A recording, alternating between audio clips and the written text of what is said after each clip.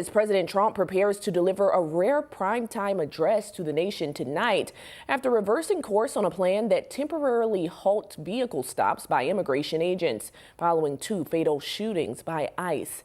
NBC's Alice Barr has the latest. President Trump is preparing to address the nation tonight in a moment when the war with Iran is heating back up. The U.S. struck Iranian military targets twice on Wednesday, and Iranian state media said Iran fired back against U.S. bases in Kuwait and Bahrain. The Pentagon hasn't commented on any potential damage. The president is threatening more devastating attacks to Iranian infrastructure could be coming. They do want to settle. We'll find out whether or not we settle with them or we just finish it off.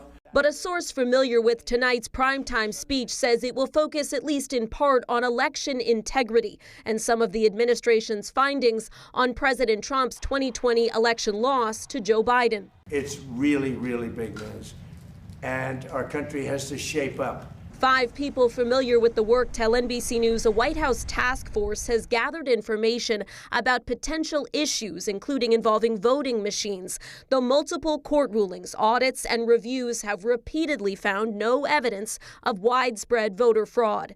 That as President Trump reversed the Department of Homeland Security's pause of ICE traffic stops, calling them one of ICE's most important and effective crime-fighting tools.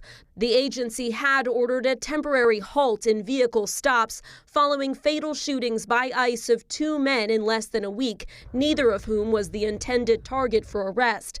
The White House border czar said it was always meant to be a short-term pause. Just to make sure that the agents out there on these operations have the vehicle stop training. He argued that training is good and efficient. In Washington, Alice Barr, NBC News.